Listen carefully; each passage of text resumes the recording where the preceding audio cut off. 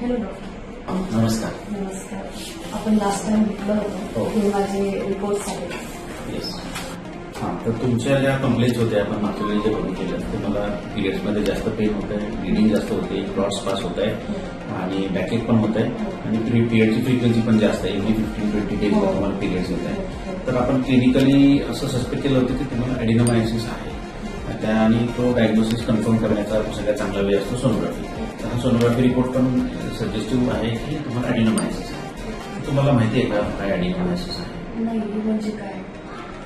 ॲडिनोमायसिस म्हणजे काय असतं की इथे बघा तुम्ही तर गर्भाशयाचे 3 लेअर असतात. हा वरचा जो आहे तो एकदम कव्हरिंग असतो गर्भाशयाचा सगळ्यात बाहेरचा. दुसरा असतो तो लेअरचा हा जो पिंक कलरचा दिसतोय तो गर्भाशयाचा सेकंड लेअर ज्याच्यामध्ये मसल्स असतात. युट्रस हे मेनली मसल्सचं बनलेलं असतं आणि आतला सगळ्यात लेअर असतो जो कव्हरिंग असतो गर्भाशयाचा त्याला आपण इंडोमेट्रियम म्हणतो. पिरियड्स येतात म्हणजे हा सगळा आतला जो लेअर आहे तो निघून जात असतो, परत महिन्याभरात नवीन तयार होत असतो, परत निघत असतो. त्याला आपण मेन्स्ट्रुअल ब्लिडिंग असं म्हणतो.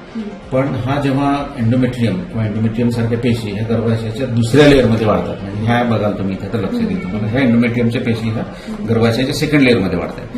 तर जसा हा मेन्स्ट्रुअल ब्लड बाहेर येत असतो तसा गर्भाशयाच्या मधल्या लेअरमध्ये वाढणारा जो एंडोमेट्रियम किंवा त्याच्यासारख्या पेशी आहेत त्या बाहेर न येतात त्या गर्भाशयाच्या सेकंड लेअरमध्येच वाढत जातात. त्याच्यामुळे मग गर्भाशयावरती सूज येते आणि गर्भाशय कंटिन्युअस असं कॉन्ट्रॅक्ट व्हायला लागतं. म्हणून मग ते पेन जाणवत असतं बऱ्याच वेळा आणि मग गर्भाशय मोठं व्हायला लागल्यामुळे आणि गर्भाशयाच्या आतला लेअरचा जो एंडोमेट्रियमचा एरिया आहे तो एरिया वाढत गेल्यामुळे पिरियड्समध्ये ब्लिडिंग पण जास्त होते.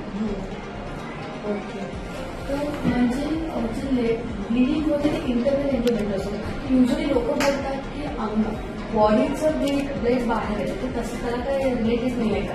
नाही ते तसं म्हणजे मी आता मगाशी बोललो तुम्हाला हा गर्भाशयाचा आतला लेअर आहे त्याला एंडोमेट्रियम म्हणतो तो बाहेर येतो पिरियड म्हणजे जे आपण म्हणतो पिरियड आले तर तो आतला लेअर निघून जात असतो. ते ऍक्च्युली ब्लिडिंग नसते. हा आतला लेअर निघून जातो त्यालाच आपण पिरियड म्हणतो. पण हा जो गर्भाशयाचा बाहेर येण्याचा मार्ग आहे सर्व्हिक्सच्या थ्रू वजनामधून जो बाहेर येत असतो तो बाहेर न येता हा गर्भाशय सेकंड लेअरमध्ये जमत असतो. त्याच्यामुळे हा बाहेर येऊ शकत नाही आणि ह्याची वाढत जाते जाडी. गर्भाशयाचं सेकंड लेअर म्हणजे मसल्समध्ये ते ब्लड कलेक्ट व्हायला लागतं. ब्लड किंवा ब्लड साठ्याच्या पेशी आहेत एंडोमेट्रियमच्या त्या मसलमध्ये वाढत जातात आणि म्हणून मग तो पेन करत असतो कंटिन्युअस. गर्भाशय हे कॉन्ट्रॅक्ट होत असतं त्याच्यामुळे पेन होत असतं.